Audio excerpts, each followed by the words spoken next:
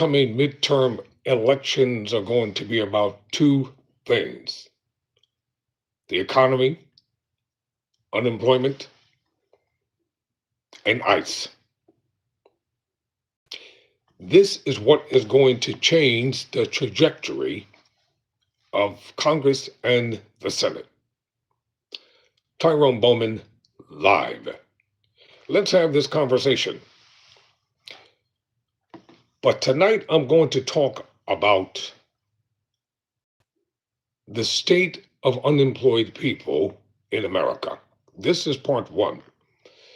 I did some research and I found an article written in nerdwallet.com.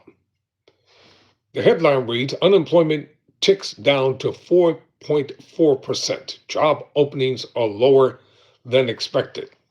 Let me ask you this question. Be honest with yourself. Are you better off 1 year later than you were? Let's not kid ourselves. Let's not fool ourselves. The economy in America is in trouble. People are hurting in unparalleled ways. You'll find out more as I go into this article. The job market continues to cool. Now, this article was written by Anna Helhosky, a senior writer and content strategist for nerdwallet.com. Now, this is an update. The labor market continues cooling in December. Quote, unemployment was 4.4% in December, compared to 4.5% in November, according to the December jobs report released by the Bureau of Labor Statistics on January 9. Job openings came in below expectations at 50,000. Why? Keyword, taxation, tariffs. They like to use that fancy term, but it's taxation without representation. People have been fired unceremoniously by the hundreds of thousands and even the millions. Unemployment benefits applications have spiked in ways that people never dreamed before. Families are suffering. For those who have jobs, they're working overtime, triple time, and in some instances, quadruple time, just to try to break even for themselves and their families. And when they're not working, they really can't do too much with their families because they are exhausted, knowing that mentally they're going to have to get back up in a few hours and go back to work. God forbid if somebody calls out, who is the boss going to call on? The person that just left the shift. Everywhere you go, everywhere I go, I see it all the time, unemployment. People are homeless. People are starving. People are agitated because the political climate in this country has caused such divisiveness among people and chaos. And that's the way they want it to be. In an attempt to divert your attention from the main things that we're supposed to be concentrating on and talking about coming into the midterm elections. It's about the economy. It's about starvation. It's about homelessness. It's about families not being able to take care of themselves, and they're tired of hearing this quote, pull yourself up by your bootstraps, end quote. What boots and what straps, metaphorically? People are tired. People are exhausted. People are strained to no end. And as soon as they start standing up for themselves, you find all the political opposition coming against them because they are tired of what is going on in Washington, D.C. They're tired of the political ineptness. Congress people that you duly elected to represent your interests, and they are so aligned with the current administration, they don't care about you. They only care about scoring brownie points and going to dinners and being invited to golf courses and getting perks and covering up for one another's wrongs. That's what they care about. So let's get back to this article. Here's what Elizabeth Rentner, senior economist at NerdWallet, had to say about the latest jobs report. Quote, not much changed in the last month of the year. The labor market remains cooler than a few years ago, but not in imminent danger. They said over the course of the past year, discomfort has no doubt grown for workers. Wage growth has moderated and firms aren't hiring much. You know why discomfort among workers has grown? Because workers are tired. Workers are exhausted. What about the host and the hostesses? The meager tips that they get, all the work that they have to do. And sometimes when people come in, they overwork them at the table. And then in some instances, they'll just get up and leave and won't leave anything on the table for them. What about the people in the back who have to wash all the dishes and the pots and the pans? What about the cooks and the chefs? They don't get any love. Who have to prepare the food. They don't even get a thank you. And in a rush to get everybody's food out, sometimes they may get it wrong, and then people get all upset, get all bent out of shape when they can just calmly talk to the individual and they'll probably make it right. And then in order to make up for the lack of money, you know what they have to do? Jack the prices up. You see it, I see it all the time, everywhere we go. Yes, people have grown, they're tired. They're not making enough money. The minimum wage is still standardized at $7.30 per hour. In Pennsylvania, the state where I live, Governor Josh Shapiro, who has announced his candidacy to rerun to become the governor, he wants the minimum wage set at $15 minimum per hour. The cost of living index has increased dramatically. Gas, electric, rent, mortgage, all the incidentals that a family has to have in order to take care of family. They can't do all that on one paycheck. And then when you want a subsidy, you want a little bit of help, you go down to your local welfare department, and the people who work there want to look at you like it's their stuff that they're giving away. Half the time they ignore you, they pretend they can't see you, they're talking to their coworkers. They'll have you sit there 4, 5, and 8 hours and still don't get to you in some instances. That's ridiculous. Everybody is not unemployed. And those of us who do have jobs, we are working endlessly at an all-time high. Sleep fatigue. It is real. Trying to catch buses, trying to make them, trying to get to work on time. Especially if you have children and they all got to take buses to school, then you got to take buses to school. You have to get up real early in the morning. And firms aren't hiring much. You know why? Because they don't want to pay any decent salaries. That's why. That's why they're not hiring. They want a lot of work done for little to nothing. When a cooler labor market is primarily driven by slowed hiring as opposed to increased layoffs, I'll come back to that in a second, it can impact new entrants to the labor force more severely.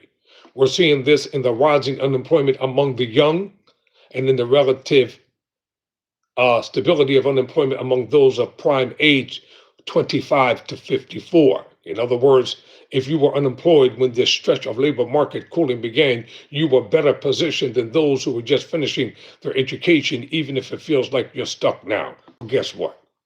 In many instances, that college degree is not worth the ink that it's been used to print the paper with. Because the first thing they want to ask you, do you have any job experience? And then when you get an internship, they don't even want to give you a stipend. They just want you to show up and work all day for nothing. And go to school and study. Keep your GPA up. Even if you have to do like I do, stay up late at night and study. As a law student. Many times when I go home from work, I have to stay up late. Sometimes at 3 o'clock in the morning, 4 o'clock. I'm just getting to bed. Getting my assignments done. So I feel what you feel. Now, you know what? We have to redistribute the pain in upcoming midterm elections. They need to feel what we feel. And the only way they're going to feel the pain and exhaustion and the discomfort that we feel, you have to unelect them. Change the balance of power in Washington, D.C. Why not give Hakeem Jeffries a chance? Get rid of Johnson. You can see he's pathetic. What a coward he is. What a coward the Speaker of the House is. He won't stand up for anything decent for the American people who are exhausted and who are suffering. And if you think it can't come to your city, your town, your family, your friends, your associates, just keep on. Keep making fun of people. Keep talking, just keep talking about them. Go on TikTok, go on Instagram, go on all these other platforms. Just keep making fun of everybody. And then your son may lose his job one day. Your daughter or daughter-in-law may lose their jobs. You may lose yours. Constantly berating and putting everybody else down, thinking they're beneath you. Your college degrees don't give you any more latitude over anybody's mind. You just may have a couple degrees behind your name. You're not any better than anybody else. Somebody has to tell those of you who are part of the intelligentsia, like I am, that you're not all that. You might have gotten a lucky break and somebody helped you here and there, got some student loans or a benefactor, but that doesn't make you better than anybody else. Where's the empathy? I'm not saying you need to run around and take all your money and give it away, but have empathy in your mind for others. According to the article, quote, we've still got a few weeks before the next Fed meeting, but the potential for a cut rate is already making the headlines. As it stands, the data points to no need for a cut when the committee meets this month, and if the current trajectory of the economy remains in play, no dramatic cuts on the horizon. Dramatic cuts to the target interest rate are typically only warranted when the labor market is taking a nosedive. And as of right now, that doesn't seem to be in the cards. There were 7.1 million job openings in November, down from 7.4 million in October, according to the latest job openings and labor turnover summary, either known as JOLTS, released on January 7th. The number of openings is roughly 885,000 lower than last year at the same time. You remember those $2,000 in stimulus checks that you all thought you were going to get? You were lied to during the presidential election campaign. You ain't getting them. Stop believing all this stuff. It's nothing but hype news. I call it hype politics. Politics to get you hyped up at the moment and cause you to become psychologically induced to thinking and believing that they really care about you. They don't care about you. And that's the problem. Been lied to, taken advantage of, misguided. And don't you know that they're calling you and me all kind of names behind closed doors? Stuff that the cowards wouldn't dare say to our faces. So they run behind the doors of the Senate. They run into their plush congressional offices where they drink and smoke and have parties and laugh at everyday people. For all the good that some people do, you got billionaires who could care less about doing anything good to help anybody. And guess what, billionaires? You ain't taking all that money with you when you die, and one day y'all will die too. And not a nickel, dime, penny, quarter of any of that stuff is going into your coffin. You can't take it with you. I know you think you can, but you can't. All of us only on this earth for a brief moment. We're guardians and custodians of certain things. And why am I talking about this? Because it needs to be talked about in an intelligent or in an accurate, articulate manner to arouse the thinking of men and women so they are not beguiled for the rest of the year. Because these people want to remain in power come hell or high water. They don't care how they do it. It's going to be a summer of discontentment. More ICE raids, more ICE murders coming. You'll see. More people are going to be killed. This is just the catalyst in the beginning.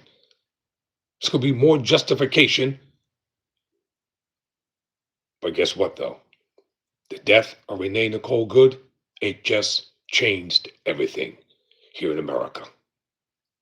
And if you think people are going to, in Minneapolis, are going to forget about her death, they're not going to. So wake up. So how do you counterattack this? Well, one thing, create your own job. You have a mind, you have gifts, you got talents, you have ability. Use your creativity. Find something that you're good at and do it. And don't let others determine your self-worth. Don't let others determine your self-value. This is not optimism. This is what I call realism. An optimist just says, well, okay, think good, good things will happen. Well, many times you can think good and bad things will happen. That's not what I'm talking about. I'm talking about taking what you have. Use what you have. Create a side job for yourself. I got many irons in the fire. This is not all I do. I will always find a way to earn money legally and ethically.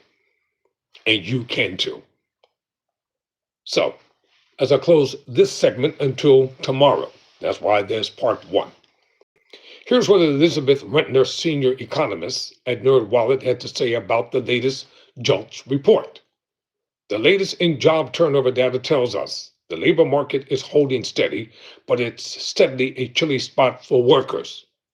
The rate of workers leaving their jobs remains low, in part because hiring remains subdued. It's much more difficult to set out for a new position. Watch this. When employers aren't hiring for the roles you'd be interested in. If there's good news for workers, it's that the rate of layoffs hasn't risen. You know why? Because people are putting up with the BS that they have to in order to pay their bills. Just tell it the way it is. They're keeping their mouths shut. They're suffering in silence. They're letting their employers talk recklessly out of his or her mouths to them so that their family doesn't go hungry, so they don't end up homeless on the streets. And it's a stipulated fact. Individuals are working themselves into exhaustion, aging prematurely, because if they don't do it, they know they're one check away from homelessness. Go ahead, I'll wait. Tell me if I'm wrong. They're one check away from being homeless. As soon as you pay one bill, before you can get the bill paid, you go to your mailbox or to your front door, they got the other bills right there waiting for you. This is systematically planned that way to keep you off guard. Individuals can't even spend money at the store. I was coming past a giant market that they put in downtown Philadelphia strategically in Center City, a huge giant market. The prices are outlandish in that place. They didn't put it there for everyday people. They put it there for the people of the creme de la creme, the rich and the powerful and the executives. That's who it's there for. Oh, they can't stop you from coming in there, but they'll end up stopping you from buying because you half the time you won't be able to afford what they have in there. So we have to become creative with our meals. You better go back and get Mom and them recipes book and find out how they did during the Depression. Find out what they did when times got hard, when times were lean.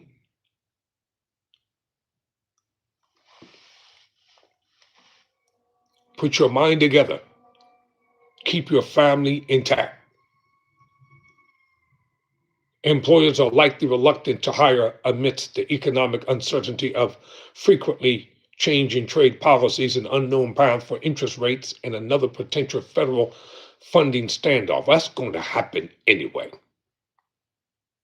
It's coming. Another governmental shutdown is going to happen again before the midterm elections. And this time, Democrats, you better not cave in.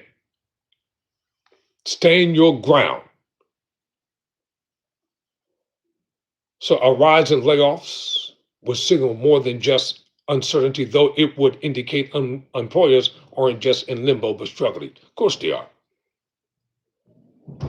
ADP data came out this morning to indicating a healthy number of job gains in private industry. Over the last 4 months of data, this figure has bounced around from roughly 30,000 in losses to more than 40,000 in gains twice. Yeah, because the private industry is what's driving the economy when it comes to employment. They're the ones who create the jobs for people. They're the ones who are helping people to stay afloat. Oh, we're in the midst of a depression. Don't let anybody tell you this is a recession and a depression. A depression and a recession. If I sound like a preacher, then so be it. I don't care. We're in the midst of a recession. People are depressed. People are worried. People are exhausted. They're tired. People are sick and don't have the money to take care of themselves because health care is off the chains. When you go to urgent care, I have to tell them to bill you. You go to emergency part of the hospital, in many instances, they're just going to have to bill you. Take care of yourselves. Exercise moderately, work out moderately.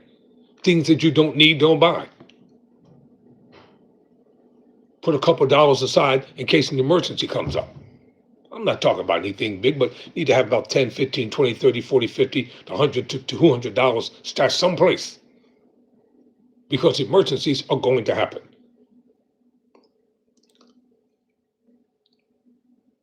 Now, this underscores the need to take a single month of data in isolation as evidence of a broader trend, and many also offer reassurances to job holders and seekers that there are opportunities to be had. Where? Where are the opportunities coming from? You see, a lot of the economic prognosticators, from their perspective, their data, their analyzation, their statistical charts from what they can see. But in reality, in everyday life, when you're in the streets, in your neighborhood, do you see any job openings posted? The last time you saw people wanted was what? During COVID. You can get a job anywhere. Now, I'm going to leave it right here, and on tomorrow, I'll talk about what are the weekly jobless claims, and I'm also going to be talking about what is the latest job market data means to you, what is the current unemployment rate, and I'll talk about the U.S. unemployment rate from 1963 to 1965. We'll talk about wage increasing, and more key job status and what it means. I'm deliberately not going to make these videos long. Listen, it may be a part 2 and a part 3 and a part 4, but I want to be able to hold attention to the viewers during this particular talk that I'm having. So until tomorrow, never surrender, never quit.